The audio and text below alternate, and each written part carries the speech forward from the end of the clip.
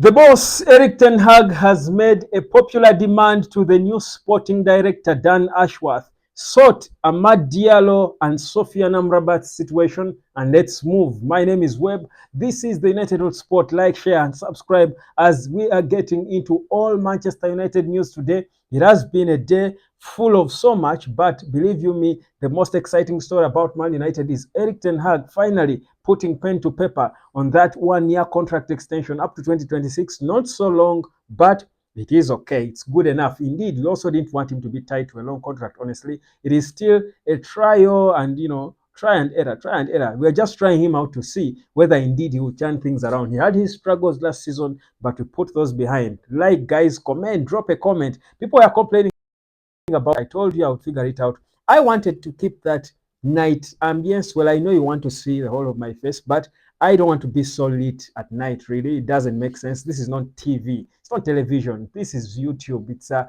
more homely, thing, really, if you ask me. So that's why you can give me your 2 cents on the lighting and whether you think it's well with you. I do this for you. So someone gave a good comment in one of my past videos about the lighting. So guys, bring more of those. I don't mind them at all. Now, let's get into it. So Erik ten Hag, in one of the things, and this is an exclusive one, guys, Erik ten Hag demanded Dan Ashworth in their first interaction in person. He demanded Dan Ashworth to sort the situation with Sofiane Amrabat and his loan, and that perhaps is one of the easier ones because most likely AMRABAT could stay, at least from what we know. But it's obvious because if he stays, we know what to do, how much we've got to pay. If he's not staying, he just has to leave, and because his contract was done. But as it seems, most likely he's going to be returning and be part of the team as a squad player. But especially AMAD Diallo.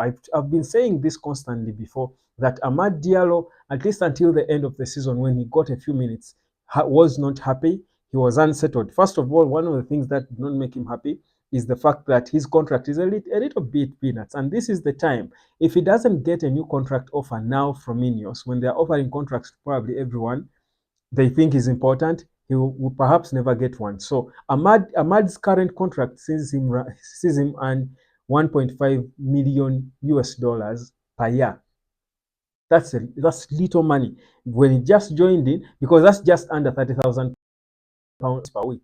When he has just come in, that was okay because he was just, brought in as a young player, future prospect. But now it is time for him to come of age. Now he believes he should be earning more. His current contract runs out in the summer, on the 30th of June, 2025. He has clearly proven to everyone, the admin, I love the admin of Man United, always posting a video of AMAD beating off people in training and what. There is a recent one, I don't know whether I watched it, and he was beating off bodies for fun. And the admin of Man United keeps posting them as if to send a message, as if to add to our voice that we want AMAD, and everyone should know how good this boy is. But AMAD has for the longest time been unhappy. I remember when I was at Carrington, waiting for the players to come in. He came in and he was so frustrated. You would see it on his face. He was so frustrated, and it's not him. And even his social media posts have been showing the same thing, that this boy has not been happy. When he scored, finally got the chance and scored that important goal against Liverpool, the celebration showed you what he was feeling. He let it out. He even went on to post something, a very interesting, touching message, saying that he has been waiting for his time and and all that stuff. He went off. When they were starting Ramadan, he went off social media. And of course, he said it's because it was a spiritual thing. But we know that it was indeed part of the frustration.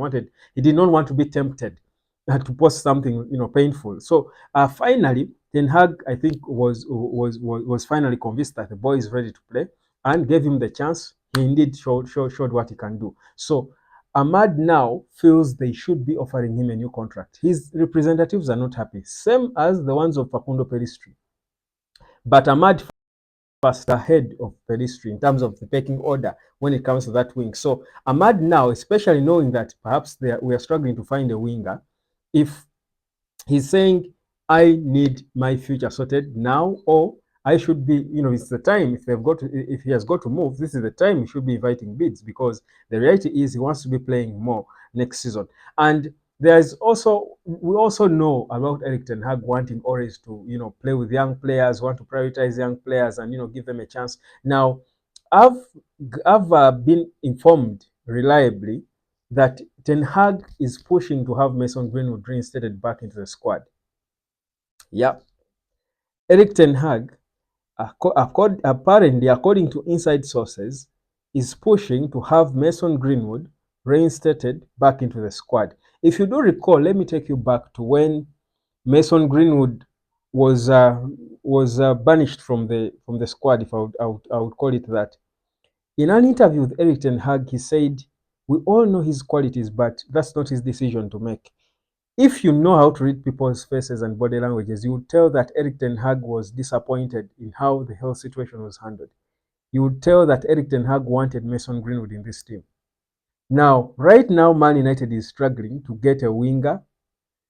He has AMAD and Mason Greenwood, and for some reason, people are trying to push Man United to let go of Greenwood. Now, with Ten Hag in place now, and having confirmed his job now, extended his stay, he wants to have his best resources so that after his 2 years, he will be judged based on the resources he had. Now, honestly, it's not rocket science. It's no brainer that the best resource for Erik Ten Hag in terms of players is Kobe Maino. They are all Kobe Maino and Mason Greenwood. Now, Ten Hag is apparently pushing to have at least to try it out, to have a trial with him that when he comes back, if he comes back, what's the worst that can happen? And what Ineos have done, again, from what I gather, is they are trying to make Greenwood feel at home again. They are trying to rehabilitate him. That they look also feel that Ineos, Sir Jim Ratcliffe wants the boy back. They are trying to find ways of rehabilitating him to also want to be back in the same space.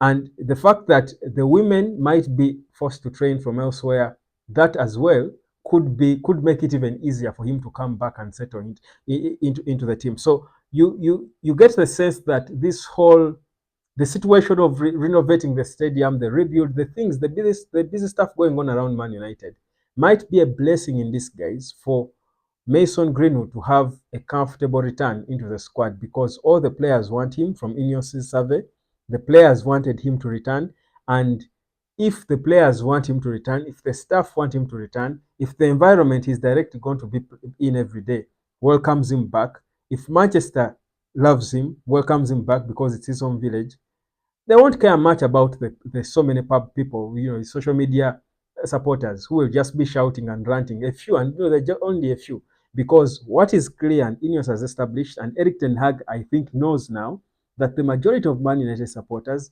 want Mason Greenwood back. So, guys, it is not yet time for us to completely give up of Mason Greenwood to Manchester United. So, at least there is a clear demand now, because the backroom team is fully constituted.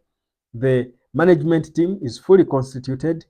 Decisions are going to be made collectively. They will own up to this decision, but they will all be not to please anyone, but on footballing grounds. And part of these are to do with Sofiane AMRABAT, AMAD Diallo, contract extension or new offer of a contract, and of course, Mason Greenwood. My name is Webb.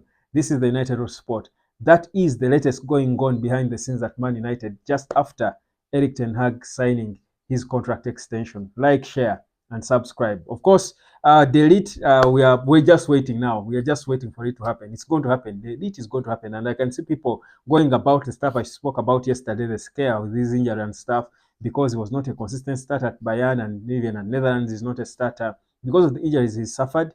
Well, I don't think I need to go back into that. I told you, Ineos broke the bank. Well, it's not really breaking the bank. It's pocket change. Whatever they're spending on United is pocket change to Sir Jim Ratcliffe. But the whole bottom line is they spent a lot of money to bring in the right people to head the sports science at Man United. So, and they are changing the facilities. So, meaning in every way, injuries will not be an issue, or concerns of such injury talk will not be an issue for Man United going forward. It won't happen. So, guys, take heart that indeed Mathis Delete will come and he will be fit. He will give Man United value. Like, share, and subscribe, and I'll catch you later, fam.